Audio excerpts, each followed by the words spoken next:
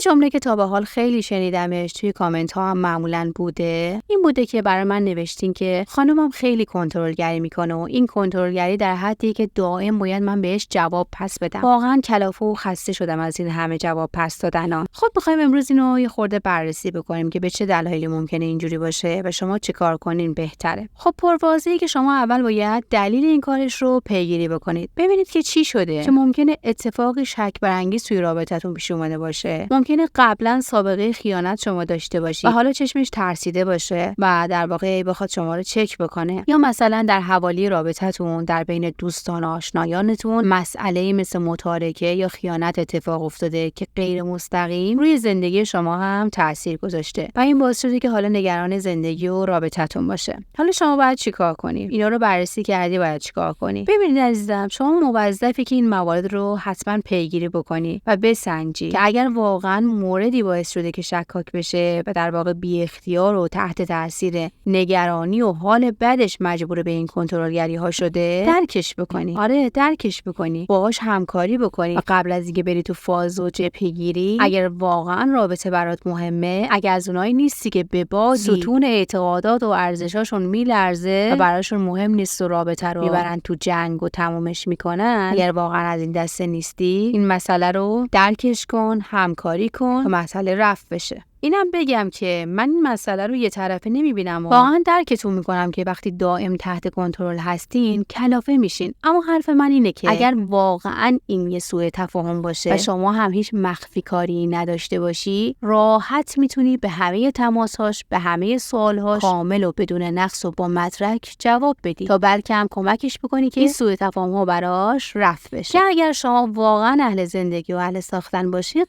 قطعا این همکاری رو باهاش خواهی داشت که مطمئن باشین اگر چندین بار تکرار بکنید با خیال امن، بدون اینکه پرخاشگری بکنید و در واقع یه جوری اعتمادش رو جلب بکنید، اونم کم کم کنترلگریش کم میشه. اما اگر شما بخواین هی جبهه بگیرین و بدتر اون داره کنترلگری میکنه، شما از اینور بیخودی علج اون بخواین 4 تا دروغ بذارین، آره من فلان جا نبودم، فلان جا بودم، در واقع بعضو بدتر میکنید. اگر واقعا نگرانی توی دلش باشه، شرایط براتون بدتر میشه.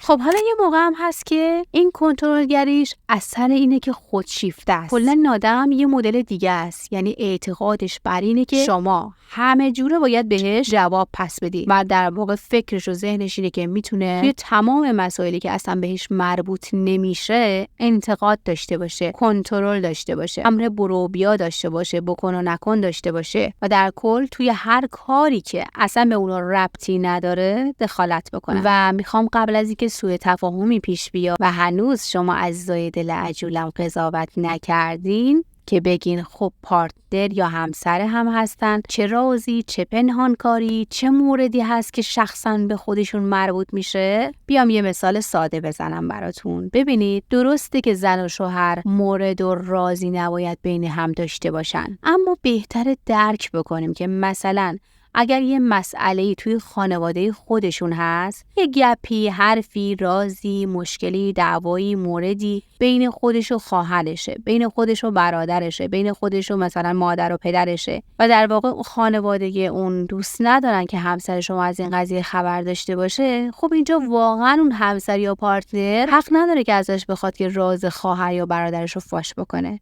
یا یه مثال دیگه، یه آقا که سر کار میره، ممکنه خیلی اتفاقات بین خودش و همکار و رئیس بیفته، حرفی، سخنی، معامله‌ای، دعوایی، بحثی، تصمیمی برای ارتقای کار و حالا هر چیز دیگه‌ای که واقعا اون همسر وظیفه نداره که همه رو بخواد جز به جز برای همسرش تعریف بکنه. اونم حق نداره که بخواد هی کنترلگری بکنه و اصرار بکنه که کامل از همه چی خبر داشته باشه. میدونید میخوام چی بگم؟ نکته‌ای که میخوام بگم اینه که یک زن و شوهر هم گاهن به بعضی موارد حق دارن که حریم شخصی و خصوصی داشته باشن که هیچ کدومون محفل ورود نکنن. بنابراین همسری که به درک این حقیقت نمیرسه و فکر کنه اختیار اینو داره که از هر چیزی بپرسه، اینجا مسئله است که اگر اینجوری رفتارش، اگر شما به این رفتارها بها بدین، همیشه باید اسیر این کنترلگری‌های بیخود باشین که هم خیلی اذیت میشین و همین کوتاه اومدنای شما به مرور زمان عزت نفس و ارزش شما رو پیش اون خانم هم به شدت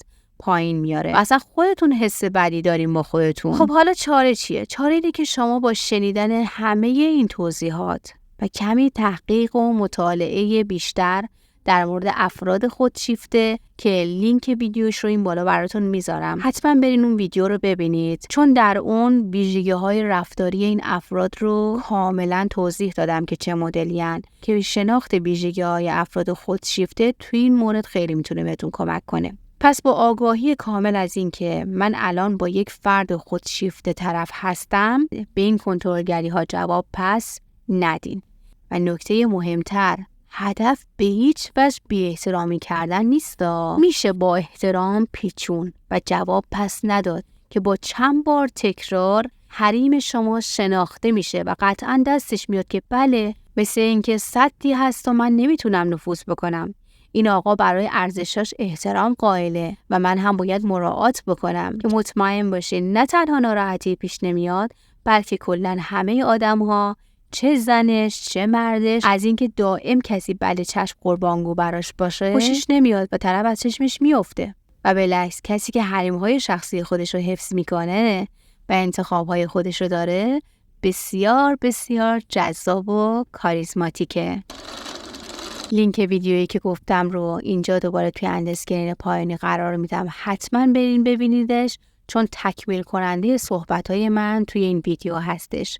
مرسی که تا آخر ویدیو با من همراه بودین. اگر همراه و دوست جدیدمون هستید، به کانال خودتون خیلی خیلی خوش اومدید. کانال رو سابسکرایب کنید، به خانواده ما اضافه بشید تا هر روز خانوادهمون رو بزرگتر بکنیم. اون زنگوله کانال رو هم روشن بکنید تا به محض آپلود ویدیو نوتیفیکیشن براتون بیاد و اولین کسی باشین که توی این کلاس آگاهی شرکت میکنید. دوستتون دارم. توی ویدیو بعدی میبینمتون. خدا پشت و پناهتون.